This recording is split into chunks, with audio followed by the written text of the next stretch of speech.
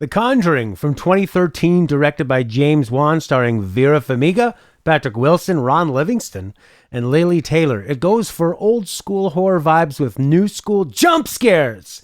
It was my first time watching it. Matt, you're an old pro. What did you think about watching this the second time? Or third or fourth? Okay, I've seen this movie probably 68 times, close. No, this is probably my third or fourth time watching it. I'm a bigger fan of James Wan's earlier work. Saw. I wasn't a huge fan of Insidious, but I just like his kind of low budget scare kind of what. We'll discuss it more. I like James Wan's style. So The Conjuring, I wasn't super hot on it at first, but then I sat down and I gave it a chance. I liked it. I thought it was pretty scary for what I thought was a PG-13 movie. It's actually R, which is weird. We'll talk about that later as well. But going down and watching it again for this video, there's some weird parts about it. There's some silly parts that are, well, not so scary. But I appreciated a lot of the cinematography. I really liked a lot of the shots and a whole lot of just the general pacing of it. I'm interested, Matt, to hear what you think from a first time jumping in. It's good to know that you just played Resident Evil 7, which I would consider one of the scariest kind of interactive media experiences anyone can really put themselves through. That's my opinion. But The Conjuring, people say one of the scariest movies. Were you scared at all? What did you think? I was really surprised to read that people thought this was one of the scariest movies out there. I think that there are a lot of people who don't. I think that there's so much horror that is really terrifying that's more niche. And I think that like mainstream people who maybe don't like the scariest thing they've ever seen was maybe Scream back then. I'm looking for, this is probably the more modern reference to it. Yeah, like I remember watching movies and being terrified, really terrified. And maybe it's just because you're younger. I mean, when I was a kid, I remember watching an adult watch Alien and thinking that was really scary. But like as an adult, let's put it this way. I got way more chills and suspense watching In the Vast of Night, which had no jump scares and was all tension.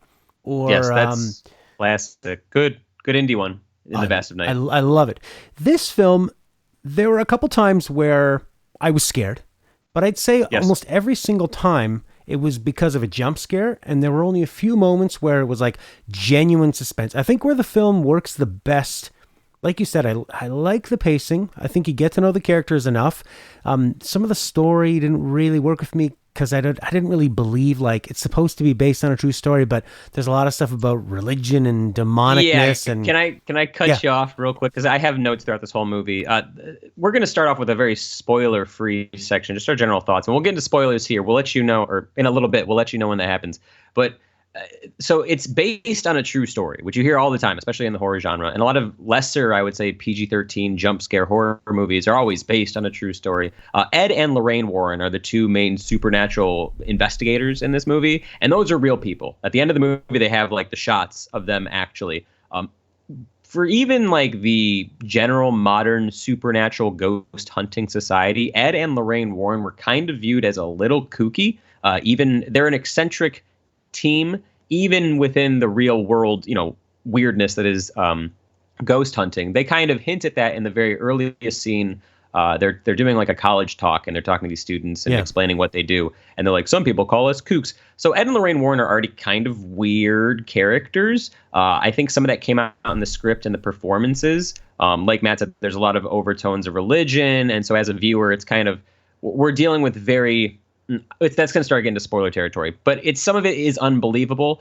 And I found that the stuff that works the best is when they're just trying to go for straight up suspense or tension or horror or terror, whatever you want to call it. When they try to bring in like the human element or the uplifting kind of scenes, some comedic scenes work, but it lacks that emotional punch that you need to feel the stakes that will make you afraid for the characters on screen. A lot of what The Conjuring did well is said, well, we're going less CGI jump scare, more practical kind of spooky supernatural effects, and it's going to work and vary to each different viewer. Matt, you didn't find it? It didn't rustle your jimmies at all. It just made you like a little goosebumpy every now and then. I had that. Yeah, I wasn't like scared, but there were a couple of moments. We'll get into them in the spoiler portion of the episode where I was legitimately got. Something interesting about this movie is that the introduction to it, the first like 5 minutes, they The kind Annabelle of, stuff. yeah, they give away to me so much of the mystery. And I'm thinking the whole time, like once I was at 25 minutes, half an hour in, I'm thinking, man, I would have loved to watch this without seeing the intro, because then you would have had a Just straight family. through, no kind of like set. I feel like Yeah. the beginning they're trying to set up like the spooky atmosphere and all the hauntingness, but But Annabelle they tell turned you the into. mystery. So, like, for example, if the family comes to a house and weird things start happening, wouldn't it Yep. be more scary to be like, what the hell was that? And then Yep. slowly reveal it? Because to me, horror is half of it is imagination. Mhm. Like, I want to be thinking about what it could be. And then by the time you actually get the reveal, in a lot of horror movies, the monster can actually be kind of a silly thing or whatever the Yes. threat is. I'm not saying Yep. there's a monster in this. But yeah, I feel like the pacing of that was really strange. And I also thought that the way they shift between the two central characters, character groups, I felt like the investigators kind of had like a goofy vibe to them, and there were a few kind of silly Yeah. lines to me. There was one line Yes. later on where he says it's like stepping on gum that happened after a really he's trying to like I don't know, make it like casualize it or explain it in layman's terms, and I'm like, this is so jarring from what had just happened. So overall, I thought there were like some inventive moments, but it was Yes. pretty reliant on jump scares, and I felt like it killed its own mystery before it started. Before we get into spoilers, I do want to say there's kind of two different kinds of jump scares in my opinion. Big fan of the horror genre here. I like gory stuff more as for used for scares, but jump scares, it's either an earned jump scare, and I think James Wan earns a lot of his jump scare. It means there's actual tension leading up to something, and then it's not always like just a big orchestral hit and then a spooky CGI face. You know, it doesn't always have to be like a character runs from offside the screen and bumps into the main character. Even though those kinds of scares exist in this movie, they're not played on this big, well, we're just scaring you with a loud sound because everything else has been quiet. Right. So even though the jump scares in this didn't work for me because I wasn't really scared by the imagery, at least not after seeing it a few times. The first time, maybe I was a little bugged out. I appreciate that they're not all just accompanied by a big loud sound, a scream, something, and it gives the tension a little bit more believability in that regard. You know, it's not everything is a monster closet. You're waiting for every door to open for something loud to come. You're, plugging your ears or whatever. So I liked that. But like Matt said, it is a lot of reliance on jump scares. The tension building, it's kind of hard to do because they have so many different characters in this movie. I feel like it's time to start getting into spoiler talk. But before we get into that, can we touch on the performances from the individual actors and stuff real quick? You want to do that? Yeah, I thought Ron Livingston, best known, Office Space guy. yeah, for a lot of people buddy. from Office Space. I thought he was really good as a sort of hapless, down on his luck. It's the 70s. People were struggling for money. Trucker dad. Yeah, and they kind of they're in this house, and they touch on a few moments where he's gonna have to do something for not a lot of money, and he has to leave the house on like a 1 week long trip. I thought he was great in that role. He looks like a little kind of sad hound dog. I loved Vera Farmiga in it. She has a kind of ethereal, magical quality about her, but also a bit kind of spooky. She looks like she could exist in any time period. I thought she was good. Patrick Wilson, I like what he did. I think his performance was good, but I think the writing for him was really silly. And then the kids were just sort of, I don't know. You talk a little. Well, see, I was surprised. I liked the kids, most of the cast of kids. For those who haven't seen this and are watching this video for whatever reason, haven't seen The Conjuring, go watch The Conjuring and then come back. We're going to get into spoilers here in a second. But the basic buildup is it's a family of 7 who start experiencing supernatural stuff. And then 2 investigators and their team come kind of live with them and try to record these actual, ghost stuff happening. For the most part, the 5 daughters the main family, I thought they were all really good. They emoted well. They felt believable. There's a subplot regarding the 2 investigator, Ed and Lorraine Warren's daughter, Judy. A lot of that stuff felt manufactured. I thought the child actor didn't really work there. But the overwhelming amount of pretty much everyone in the cast, I thought, was doing pretty good. There's a few sub characters here and there that kind of feel written in and aren't very well developed. But for the most part, I thought the characters were good. I didn't really care if they got abducted by ghost creatures or whatever. We'll discuss. But I liked the performances. I thought Patrick Wilson, I liked him. I think we'll disagree on Patrick Wilson. I thought he was the better of the 2. Interesting. Investigators. But well, James Wan is a fan of him. He was in James Wan's movie before. Yeah, right. Yeah, yeah. I think he's good. He's got a funky offbeatness to him. He does look like he could be in any time period. I liked his performance more. The writing for his character is what took me out of it.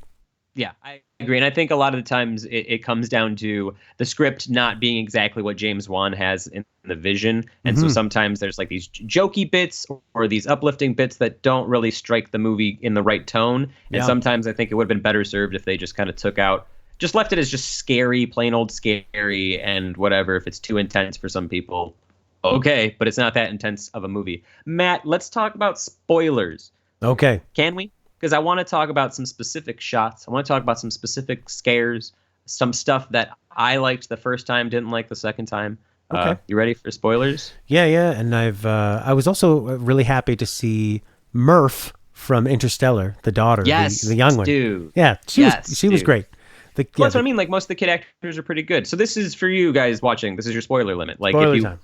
If you don't want to do spoilers, like, go watch Conjuring, come back. We're gonna talk about spoilers. Okay. So yeah, is there anything you want to walk down the movie? Like, is from the top, like you said, Annabelle. Yeah. The scene opens up with a haunted doll. It's kind of spooky, but it probably would have been better left on the cutting room floor. Well, I just think it kills the whole movie because they because ruin when the you whole show so they show that there's this doll and they show exactly what's going to happen. And I guess they're thinking... They even say, oh, well, this is how demonic possession happens. They spell out exactly the steps of what you're about to see. And you're like, well, why would they give me this information if I didn't need it? And it just would have been so much cooler if it was just a family coming into the house. And then weird things start happening. And then they meet these characters. Maybe introduce the ghost people before. Like, that's fine. If you want to set up the lore for how demonic possessions work and how they get attached to people, that's fine by me. At some points, I felt like I was playing like a Kingdom Hearts video game with like the amount of lore they kept kind of spitting out. Well, but I just felt like get rid of those. Also, because like when they cut to those kids on the couch, I didn't know this was set in like 60s and 70s. I laughed out loud at their like because 1960s cosplay and yeah. No, sorry, go ahead. I was just going to say, cut out that beginning, introduce the investigator team if you want. They could be doing their talk or whatever to set it up, but it just killed the mystery for me. And I think that was that lost a lot of the horror for me. It's almost like they want to establish Ed and Lorraine Warren as the main characters before the main family, which even though the movie more so focuses on the family, they're like, let me tell you about these ghost investigators real quick, give you some context. Well, they're the heroes, right? Like Patrick Wilson fixes his car for him and they come in and save the day. And I know that here's where we're getting into stuff like Ed and Lorraine Warren IRL. I think they had discussions with the script writers, and then here it becomes an unreliable narrator kind of thing of like, both Conjuring 1 and 2 are based on, and Conjuring 3, The Devil Made Me Do It, are based on real cases of real people who say they were haunted, and they're being told through the eyes of these supernatural investigators who are telling these writers what happened. So, of course they're going to naturally look like the heroes because they want themselves to be the main characters. It's the whole different discussion. We'll talk shop at the end of the video, but I want to get to some. I think, like you said, if they removed the doll part, it would have been good because there's a lot of really cool suspense and like tension building ideas as we were introduced to this family moving into this house. Like the dog doesn't want to come in at all. It's like barking. You're like, that's weird. The clocks are all stopping at 3:07 for some reason. The mom is getting bruises. They try to explain it away at first as like a rough night of christening the home, but everyone starts, you can tell something weird is happening. The little daughter has a music box. Matt, I think you like this part. That was the first time I got scared, where the little girl's talking to somebody. The mom comes in and the girl tells her that I've got my friend Rory, and he appears in this mirror, and the camera's like right in that mirror, and it's a spiral. That's right, music box. Spiral rotates around, and it's got that Jack in the Box quality of like at any moment it's gonna pop up. And the kid got me with the boo. The kid did the fake out jump scare, and then after that, the mom gets blindfolded, and they play this blindfolding game where people hide and they have to clap, and that there's something in this closet, and you see the hands before the mom does, and that actually worked pretty well for me. That's kind of what I'm saying. Like a lot of the building up, some criticisms of these movies are that this movie is that it's a bit too long, a bit too padded out. Like they don't get to the actual like investigators meeting the family until 45, 50 minutes in. And it kind of runs out of ideas of like 3/4 of the way through. They're just kind of repeating jump scares and different things from The Exorcist. And like, it's a grab bag of stuff from other horror movies. the first thing, and once again, this is like spooky stuff where they could have gone for jump scares, but they let the moment linger. Early on, there's two of the daughters, Nancy and Christine. I could be wrong. They share the same bedroom, and one wakes up because her leg gets pulled. That was my second scary moment. She blames it on Nancy, or the other one. She's like, "And stop farting. It smells so bad." And it's like they could have just gone with a big jump scare. She's scared. She screams, everyone in the house wakes up. But they leave it, and they're like, "No, you just watched that little girl get pulled by nothing." But like Matt said, they repeat it 2 or 3 times. At that point, you're kind of, were there 2 times that she got pulled in the night, and then they went to like another night, so they were building on it? Yeah, she gets pulled in the very beginning, or one of like the first nights she gets pulled. Right. Yeah. And then the second time is when she wakes up her sister, has the mental breakdown of, I see someone behind the door. That worked for me. I was scared there. And really again, you don't see anything. This movie worked really well when I got into the headspace of like being alone in a house. I mean, it is freaky. Yes. Like I'm with my girlfriend all the time when she's gone, and all of a sudden you start hearing these different sounds in the house. You know you're a rational adult, but your imagination takes over. You hear like your different animals, and that's when it worked for me. Jumping back earlier in the movie too, they plant these investigators as like, well, they're not skeptics, but they're going to look for the rational explanation. There's like a quick flashback where there's this family. They're like, the house is haunted. They're like, no, it's like pipes and stuff. You guys, there's no haunting. So, but they take it pretty seriously after basically the I thought that was strange. Why did they spend so much time getting these people who believe in like ghosts and demonic beings to constantly be downplaying people like it's nothing? Like you didn't have to have that stuff in there. Especially when once they reach the kind of where the movie starts to converge and say, all right, we're ramping things up. Matt, you like that scene where the girl wakes up, she sees somebody behind the door, and she's like, "There's someone there. He's looking right at me." I loved it. Yeah. That's where then they're like, "Okay, we got to do something about this." They go and they find the paranormal investigators. The mom does at least. And then this is where, and again, they try to tell her it's probably nothing, and then you're fine. Yeah, don't worry about it. You're overreacting. Go get some sleep. But they come out and they look, and I think this is where the movie picks up. And Matt, is there any specific scenes that you want to talk about in here? Because the first thing that pops in my head is the found footage scene in the basement. It's the 1970s found footage, and that is just me really liking found footage. It's very scary stuff. Well, so the more I watch this movie, the second or third, fourth time, and for this video, I was like really like, okay, why did I like this movie more than other standard scary ghost movies? It's because they have all these really cool ideas visually. Like you said, it's scary as hell. It's like a Blair Witch 1970s. They leave the lights off. They're in this dingy basement. People start do they get attacked there? I can't remember. But a lot of it flows together. And see, this is where some of them are sort of like hallucinations where there's one portion where the mom is downstairs and there's something down there and the door hits her and she falls down. But because she's making all this racket and screaming, and then later on the kid thinks they see something. And because all this noise was being made but nobody's waking up, I thought, it must be sort of all in their minds. And then she's taking pills too. I think they're like iron pills for her bruising or whatever. Yeah, there's one shot of it. So a lot of this ramping up tension stuff, it existed there. I thought the beginning half of the movie was stronger with its ideas, but I was more engaged now that we have everyone living together. They're all scared. They're living on the same floor, doing the cool found footage stuff.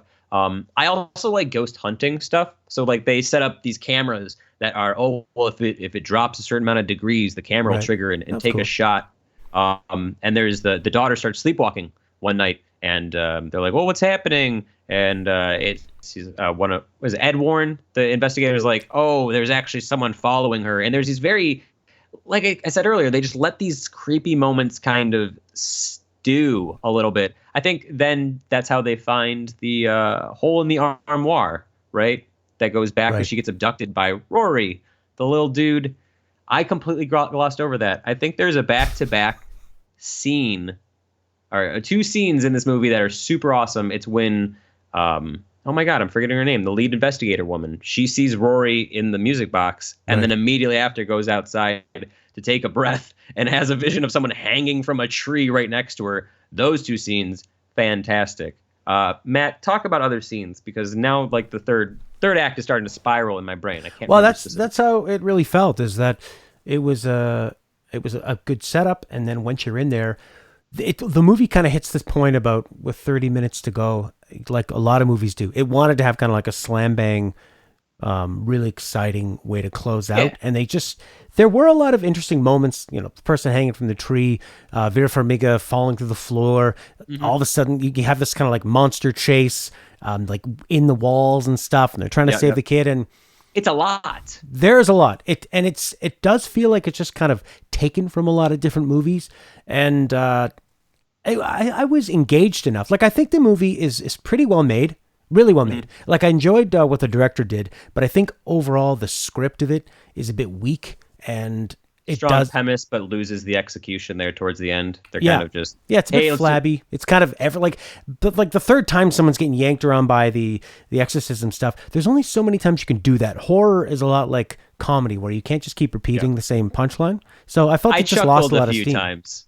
Was there anything specifically that you found like remarkably goofy? You chuckled out loud. I can think of the one. It's around the same point that the girl gets dragged by the hair. They're just now figuring out the mom is possessed and she's going to kill the daughter. I wish they would have done that way earlier. Like, if I would have Sure. wanted to rewrite this movie, cut the beginning, have the mom start being weird. Like a mom who loves their kid and now is all of a sudden trying to murder them. That's Yep. way scarier.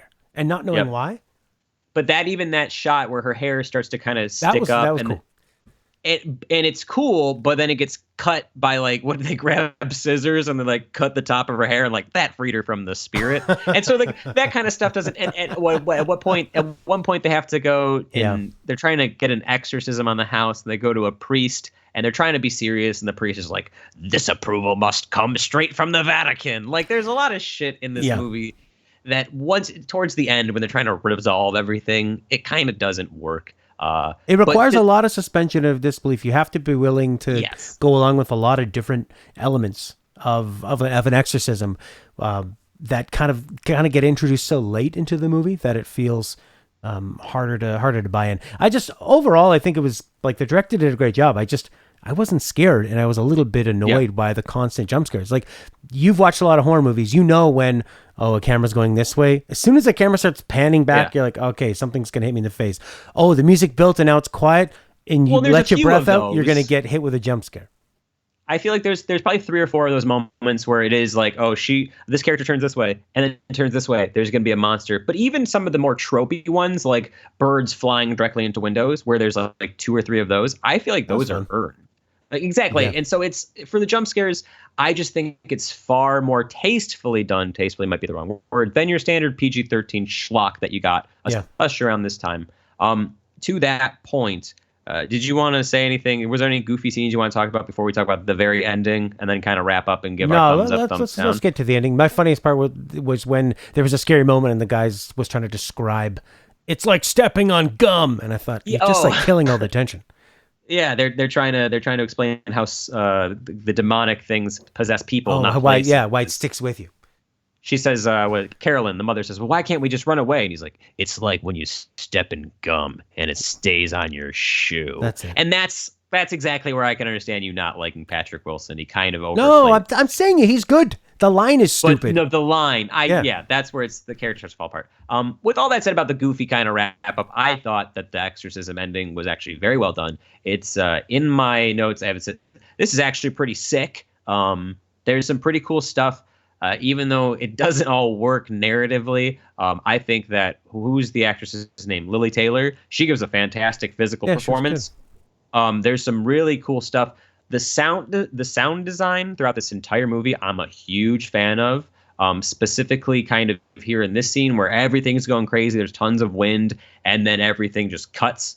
The room is silent. She starts levitating and flipping. Another earlier moment is with the hanging, where she sees the vision of someone hanging. The really good sound effect for the rope. So I feel like a lot of this, the movie is propped up on these moments, and then, like we're saying, it kind of falls apart here in the stories and the specific characters.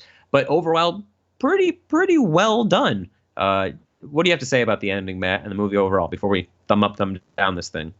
I think the ending is fairly exciting and fairly engaging, but I was left not having a lot of those moments sticking with me. There's a few images, like people hanging from trees and what they do inside the house, and some of the suspenseful parts will stick with me. But overall, like in terms of recommending it, I think it's a fairly average horror movie, and I was really surprised by all the praise, especially with it being scary. I think it's a better Sure. made movie than it is a scary movie, Yep. but I think it would be worth maybe watching with some friends or people who actually don't really want to be terrified, who just kind of Yeah. want like an easygoing film. Who would This you is a recommend good it to? this is a good horror movie for people who are afraid of the idea of horror movies. Yeah. You know, they're like, I like, well, and there's a lot of people I know who like the idea of supernatural stuff, ghost stories, mysteries, this kind of stuff, but they don't like watching horror movies because they're just laden with jump scares. And if you're someone with anxiety or something like that, and you're always going to be like, where's the loud noise? Where's the abrupt face? And this, while it has a lot of jump scares, they're not as in your face. They're not as aggressive. Yeah. And more of the focal stuff that is interesting are these cool ideas that are shown throughout the movie. And like you said, Matt, at the end of the day, it's not the scariest thing. It's weird that they gave it an R rating for terror. Yeah. There's not a lot of violence. No blood. There's So not. I don't see any red blood or anything. They were probably trying to avoid an R rating. I mean, there's people hanging from trees, but they hardly really show that either. but you see even that kind of stuff. You see more violent stuff in PG-13 action movies. Like the only two moments of blood that I can think of. Let me know in the comments if you love this movie and know the more violent parts. Apart from the birds dying, which I guess you see some of that stuff on screen. It's just she takes the possessed mom takes a bite out of one of the cops' face in the end, which is really not that bad. And then she vomits blood, but you don't see it because it's like through a sheet and it's pretty reserved. So the fact that this had an R-rated movie, I'm just only saying that you don't have to be R-rated. You know, like if you have 13, 14-year-olds who want to watch a scary movie and watch it. It's a fun time. I think that the reason it got so much praise is because it was compared to the stuff of its time, and the early 2010s were a lot of like, we're coming off of the 2006, 2008 slasher era, and so it was before this new golden age of horror. It was starting to take these kinds of supernatural movies seriously again, which I liked. You ready for thumbs? Because I'm gonna do a 1 thumb up. I used to be a 2 thumber, but I'm gonna say, like you said, more of an average. I appreciate the cinematography, the shots, but the story not really there. One thumb up from Matt. Oh, yeah, I'll give it the same. I'll give it 1. It's well made. It's not offensive. It's just not okay. There it is. Put your thumb up for the people, Matt. They need the visual represent. Right. There could be a blind person who's been waiting to the end. When are they going to do it? Yeah, or maybe even a deaf person. Shouts out to all our deaf and blind listeners and viewers. We appreciate all of you. Yeah. That was our discussion on The Conjuring. I'm not going to watch The Conjuring 2. I might, but I think we'll do a different horror movie next time. But let us know in the comments what you thought of Conjuring 3. If you saw it, I might watch it. This is available on our YouTube channel and on our podcast. There'll be plenty more movie reviews to come, including myself and Matt reviewing every single movie from the Marvel Cinematic Universe. That's going to be a big... Matt, you should have told him. That's the big secret. We'll tell you tons about it in the coming weeks. But if you're a Marvel fan, get excited because me and this guy are going to be doing a whole lot of fun stuff. Watch all of our videos. We have a playlist. Matt and Matt reviews, TV shows, movies, stuff. Keep checking it out. Okay, bye. Bye.